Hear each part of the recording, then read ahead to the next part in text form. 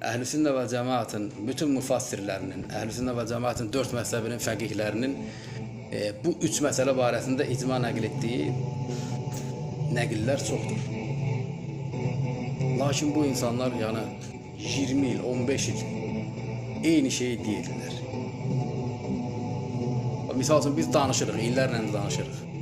İndi mən danışıram, bu yenə misal üçün eşidəcəklər insanlar. Onlar da təbii ki eşidəcəklər. Və onların ətrafında olan insanlar da eşidəcəklər. Yəni bu 3 şey barəsində deyirik ki, ümmət bu şeydə ixtilaf etməyib. Əgər cəsarətləri çatırsa, elmləri çatırsa, kişilikləri çatırsa, çıxsınlar desinlər ki, yoxdur bu icmalar, yalanlasınlar. Ya gəlsinlər, misal üçün bizlə söhbət etsinlər. Otursunlar, danışsınlar. Mədinə tələbələri, fərqi yoxdur, hansı olur olsun.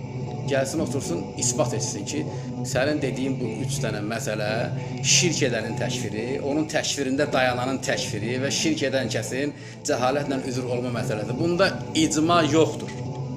Burada 3 icma nəql edirəm, uzatmağa ehtiyac yoxdur. Gəlib otursalar, bu dediyim 3 şey barəsində onlarla icma onlara mən qoyaram ki, bu məsələ barəsində ümmət icma edib.